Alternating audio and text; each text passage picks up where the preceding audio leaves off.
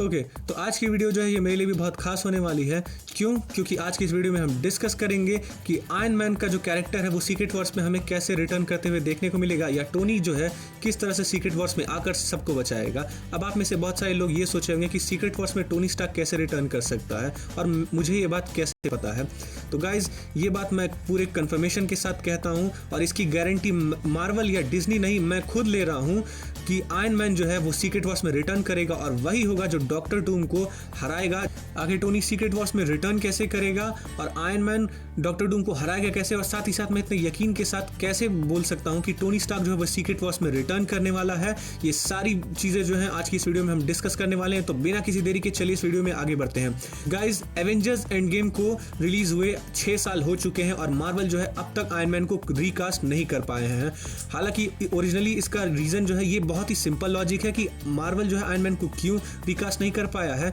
इसका रीज़न ये है कैरेक्टर की पॉपुलैरिटी और एक्टर की पॉपुलैरिटी, क्योंकि कैरेक्टर और एक्टर दोनों ही इतने ज़्यादा पॉपुलर हैं कि आयरन मैन के कैरेक्टर में किसी और एक्टर को फैंस इमेजिन नहीं कर सकते हैं, जिस वजह से मार्वल जो है ये रिस्क नहीं लेना चाहता कि आयरन मैन के कैरेक्टर में किसी और एक्टर को दिखा के वो फैंस का बैकलैश जो है उनको फेस करना पड़े, जिस वजह से अभी तक हमें आयरन मैन की रिकास्टिंग नहीं देखने को मिली है। लेकिन अब जो है जो मार्वल के एग्जीक्यूटिव्स हैं, केविन फाइजी और रूसो ब्रदर्स जो है, बहुत ही हाई चांसेस हैं कि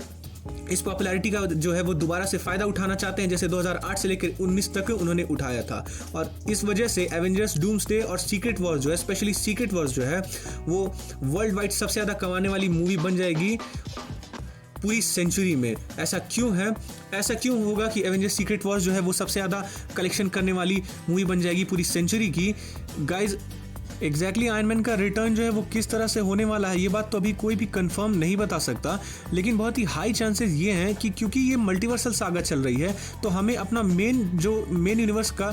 हमारे मेन यूनिवर्स का टोनी स्टार्क जो है वो ना देखने को मिले, बल्कि उसका कोई वेरिएंट देखने को मिले। या क्या पता व्हाट इफ में जो हमने आयरन मैन का वेरिएंट देखा था, अगर आप लोगों को याद हो तो व्हाट इफ के सीजन 2 एपिसोड 4 में हमने आयरन मैन का एक वेरिएंट देखा था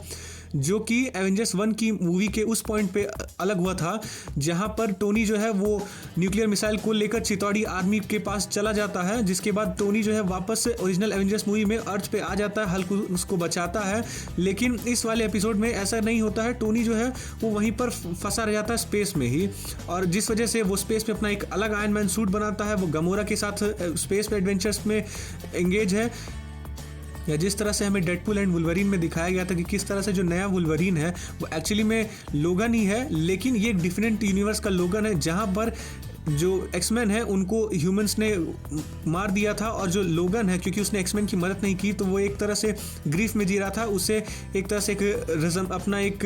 रिकरिंग आर्क चाहिए था, मतलब वो खुद कह नहीं रहा था कि मुझे एक आर्क चाहिए, मतलब उस जो कैरेक्टर है वुल्वरीन का, उसको किसी तरह से जो गलती हुई है वो उसको सुधारना चाहता था। यही रीज़न है कि वो एंड में डेडपूल की मदद करता है, और हो सके तो हमें आयरन मैन का भी कोई एक ऐसा ब्रोकन वेरिएंट देखने को मिले जिसने अपने टाइम में अपने यूनिवर्स में बहुत ज़्यादा मिस्टेक्स करी होंगी, और अब वो जो है एवेंजर्स की मदद करके अपनी उस गलती को सुधारना चाहता है, ताकि जो उसके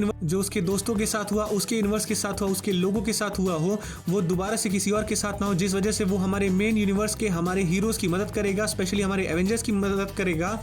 और इतना ही नहीं, अब एवेंजर्स की जो ओरिजिनल एवेंजर्स की लाइनअप है उसमें सिर्फ ब्लैक विडो ही रह जा रही है, और हो सके तो उसका भी कोई वेरिएंट दिखा के सीक्रेट वॉर्स में जो है उसको ब्लैक विडो को भी रिटर्न कराया जा सकता है, जिस वजह से ओरिजिनल एवेंजर्स जो है वो न्यू एवेंजर्स के साथ टीम अप करके डूम को हराएंगे, और टोनी जो है फिर से सबको बचाएगा। और हो सके तो इस मूवी में भी हमें जो बिगर सेक्रीफाइस है एवेंजर्स सीक्रेट वॉर में, वो सेक्रीफाइस जो है हमें ओरिजिनल एमसीयू ट्रिनिटी का देखने को मिलेगा, यानी कि थॉर, कैप्टन अमेरिका और आयरन मैन इस बार तीनों एक साथ सेक्रीफाइस होंगे। तो गाइस, अगर आपको वीडियो पसंद आया तो इसे लाइक करिए, शेयर करिए, चैनल को सब्सक्राइब करिए। हम बहुत ही जल्द मिलेंगे एक और मजेदार कंटेंट के साथ। आपकी क्या राय है टोनी स्टार्क के रिटर्न को लेकर, हमें कमेंट्स में जरूर बताएं। तो तब तक के लिए घर रहिए, सुरक्षित रहिए, एंड थैंक्स फॉर वॉचिंग।